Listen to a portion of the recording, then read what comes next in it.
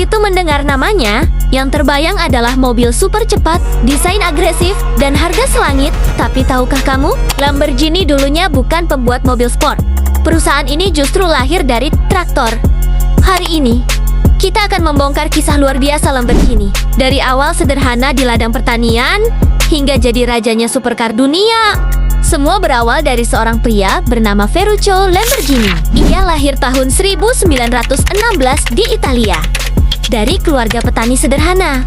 Tapi Ferruccio bukanlah petani biasa. Sejak kecil, ia sudah hobi bongkar mesin. Setelah Perang Dunia II, Italia punya banyak sisa kendaraan militer. Ferruccio yang cerdas melihat peluang. Ia membeli sisa tank dan jeep bekas perang, lalu membongkarnya untuk dijadikan traktor pertanian. Bisnis ini sukses besar. Lamborghini Trattori lahir, dan dalam waktu singkat, Ferruccio jadi miliarder muda yang disegani. Sebagai miliarder, Ferruccio tentu ingin menikmati hidup. Ia membeli banyak mobil mewah, termasuk Ferrari. Tapi ternyata, mobil Ferrari miliknya sering bermasalah, terutama di bagian kopling.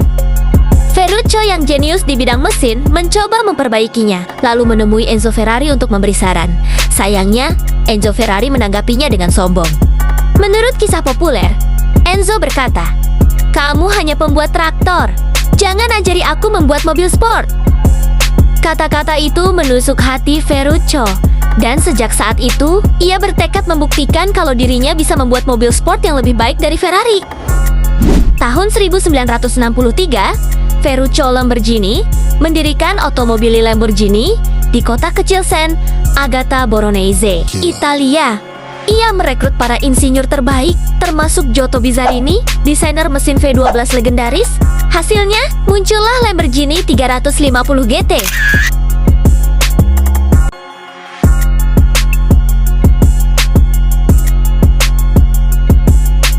Mobil sport elegan dengan mesin bertenaga dan performa halus. Dunia tercengang. Si pembuat traktor bener-bener berhasil menantang Ferrari. Dan itu baru permulaan. Lamborghini tidak berhenti di situ. Tahun 1966, mereka meluncurkan Miura. Mobil ini disebat-sebut sebagai supercar pertama di dunia. Mesin V12 ditempatkan di tengah, desainnya eksotis, dan kecepatannya luar biasa untuk zamannya.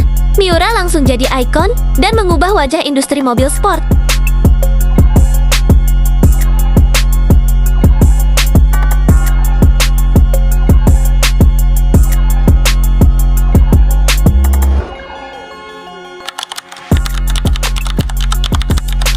Lamborghini merilis Countach. Inilah mobil dengan pintu gunting legendaris yang membuka ke atas. Desainnya futuristis, agresif, dan jadi poster wajib di kamar anak muda tahun 80-an.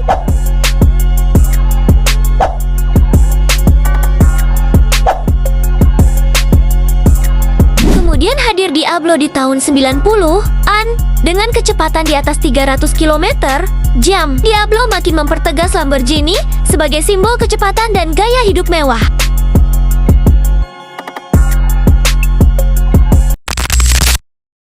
Memasuki abad ke-21, Lamborghini makin puas. Aventador hadir dengan mesin V12 yang meraung beringas. Menjadi ikon supercar modern, Huracan, adiknya, menawarkan performa tinggi dengan teknologi lebih ramah untuk pengendara sehari-hari. Dan yang terbaru,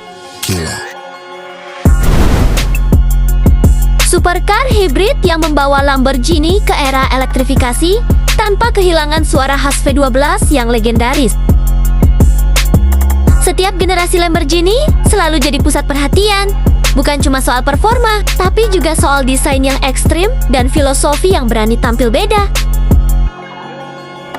Kenapa logo Lamborghini adalah banteng? Ferruccio lahir di bawah zodiak Taurus si banteng. Selain itu, ia penggemar berat adu banteng di Spanyol. Itulah sebabnya hampir semua model Lamborghini menggunakan nama banteng legendaris Miura, Gallardo, Murcielago, Aventador. Semuanya terinspirasi dari banteng tangguh yang pernah bertarung di arena.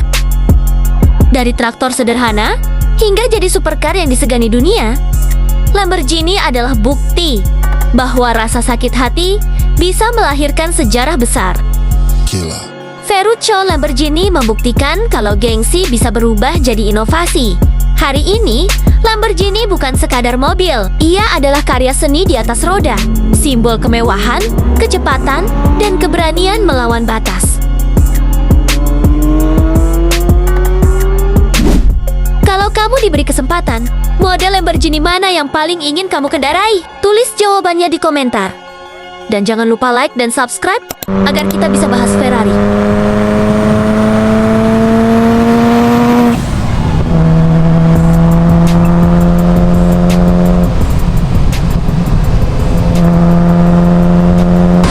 Bugatti atau Koenigsegg di video berikutnya.